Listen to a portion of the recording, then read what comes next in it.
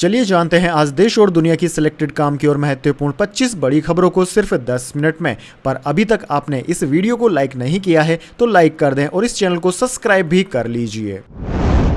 भाजपा के हरियाणा चुनाव संकल्प पत्र में 20 वादे, अग्निवीर को सरकारी नौकरी की गारंटी, महिलाओं को 2100 रुपए महीना, यह कांग्रेस से 100 रुपए ज्यादा। जी हां दोस्तों, भाजपा अध्यक्ष जेपी नड्डा ने गुरुवार को हरियाणा चुनाव के लिए पार्टी का संकल्प पत्र जारी कर दिया। संकल्प पत्र में अग्निवीर को सरकारी नौकरी की गारंटी दी गई है। महिलाओं को हर महीने 2100 रुपए देने का वादा किया गया है। यह राशि कांग्रेस के कल जारी किए गए घोषणा पत्र से 100 रुपए ज्यादा है। इसमें दोस्तों 500 रुपए में गैस सिलेंडर देने जैसी 20 और भी बातें शामिल है। चलिए दोस्तों जान लेते हैं अगली बड़ी खबर। सीएम योगी के कुत्ते वाले बयान पर अखिलेश यादव का पलटवार, कहा विश्व रिकॉर्ड बनाने में लगे हैं। जी हां दोस्तों, उत्तर प्रदेश के मुख्यमंत्री योगी आदित्यनाथ ने गुरुवार को मिल्कीपुर में समाजवादी पार्टी पर निशाना साधते हुए कहा कि भूमाफियाओं के खिलाफ कार्रवाई हो रही है तो इनके सरगना को तकलीफ हो रही है। इसके साथ ही सीएम योगी ने कहा था कि जैसे कुत्ते की पूंछ सीधी नहीं हो सकती, वैसे ही समाजवादी पार्टी के दरिंदे जो बेटियों की सुरक्षा के साथ खिलवाड़ कर रहे हैं वे भी कभी ठीक नहीं हो सकते। वहीं दोस्तों अब उनके इस बयान को लेकर सपा मुखिया अखिलेश यादव ने बिना नाम लिए ही पलटवार किया है। सपा मुखिया अखिलेश यादव ने एक्स पर पोस्ट कर कहा कि अब कोई अपशब्दों का विश्व रिकॉर्ड बनाने में लगा है। इंसान की सोच ही शब्द बनकर निकलती है, सबको सम्मति दे। इससे पहले सपा नेता आईपी सिंह ने भी सीएम योगी के बयान पर पलटवार किया था। आईपी सिंह ने कहा था कि मुख्यमंत्री योगी जी अयोध्या में आज भी जहां दीप जलते हैं उसे सपा मुखिया श्री अखिलेश यादव जी ने ही बनवाया था। उन्होंने आगे कहा कि जलन तो आपके कलेजे में मोदी जी और अमित शाह की वजह से हो रही है, जो आपको कुर्सी से हटाने जा रहे हैं। मुख्यमंत्री की भाषा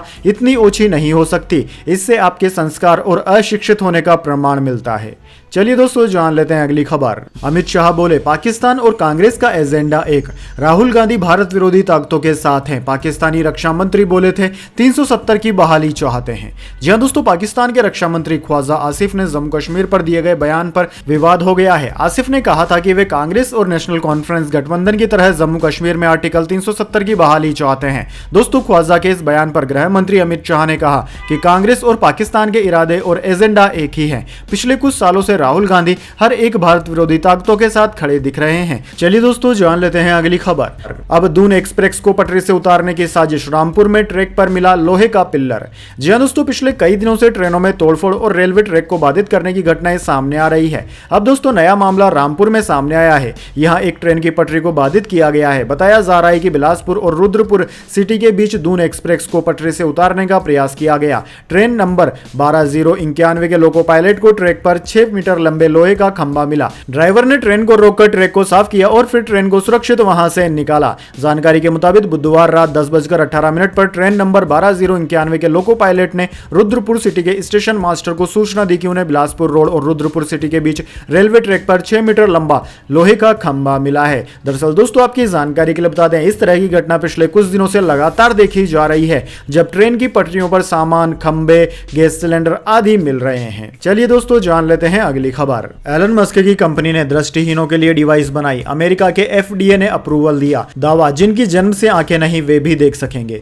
जी हां दोस्तों, एलन मस्क की brain chip startup company Neuralink ने दृष्टिहीनों के लिए एक डिवाइस बनाई है। कंपनी का दावा है कि डिवाइस उन लोगों को भी देखने में मदद करेगी जिन्होंने अपनी दोनों आंखें खो दी है। इसे food and drug administration FDA की मंजूरी भी मिल गई है। न्यूरालिंक ने इस डिवाइस का नाम ब्लाइंड साइट रखा है। मस्क ने बताया कि यह डिवाइस उन लोगों के लिए मददगार होगी जिन्होंने अपनी दोनों आंखें खो दी है या जिनकी ऑप्टिक नर्व्स डैमेज हो गई है। यह दावा भी किया गया है कि यह डिवाइस उन लोगों की भी देखने में मदद करेगी जिन्हें जन्म से ही दिखाई नहीं देता है। दोस्तों आपको बता दें, डिवाइस से पहले कम रेजोल्यूशन में दिखेगा। मस्क ने बताया कि डिवाइस से शुरुआत में लो रेजोल्यूशन में दिखेगा, धीरे धीरे विजन बेहतर होता जाएगा। इतना ही नहीं, डिवाइस लगाने वाला शख्स इंफ्रारेड अल्ट्रावायलेट वेव्स को भी देख सकेगा। चलिए दोस्तों जान लेते हैं इसके बाद अगली बड़ी खबर। आतिशी के साथ नई कैबिनेट की शपथ 21 सितंबर को। नया चेहरा मुकेश अहलावत, गोपाल राय, सौरभ भारद्वाज समेत 4 पुराने चेहरे, एक का ऐलान अभी भी है बाकी।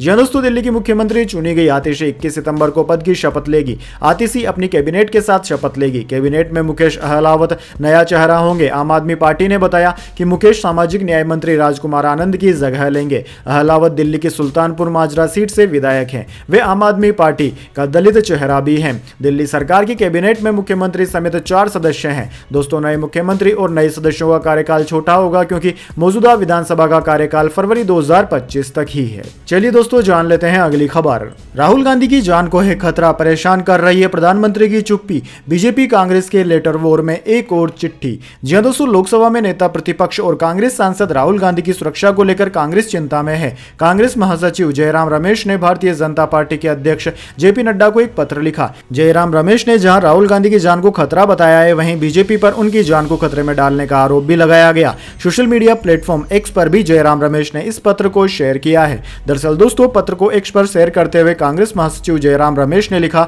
कि यह भाजपा अध्यक्ष जेपी नड्डा जी को लिखा मेरा पत्र है। इसमें मैंने उस शिष्टाचार की कमी को संबोधित किया है जिसे प्रधानमंत्री मोदी ने उनके नाम लिखे पत्र की प्राप्ति तक स्वीकार न करके दिखाया है। साथ ही नड्डा जी ने आज जो अशिष्ट और निरर्थक प्रतिक्रिया दी है उसका जवाब भी दिया है।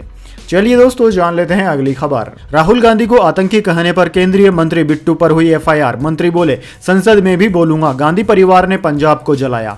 जी हां दोस्तों, राहुल गांधी के खिलाफ विवादित टिप्पणी करने पर केंद्रीय मंत्री रवनीत सिंह बिट्टू के खिलाफ एफआईआर दर्ज की गई है। कर्नाटक प्रदेश कांग्रेस कमेटी के एक पदाधिकारी ने इसकी शिकायत की थी। बिट्टू पर भारतीय न्याय संहिता की धारा 353(2) झूठी जानकारी या अफवाह फैलाना, 192 दंगा भड़काने की कोशिश और 196 धर्म और जाति के आधार पर नफरत फैलाने के तहत केस दर्ज किया गया है। इसके बाद केंद्रीय मंत्री ने कहा कि मैं अपने बयान पर माफी नहीं मांगूंगा, बल्कि संसद में भी बोलूंगा कि गांधी परिवार ने पंजाब जलाया। हमने पंजाब में अपनी कई पीढ़ियां खोई है। चलिए दोस्तों, जान लेते हैं अगली खबर।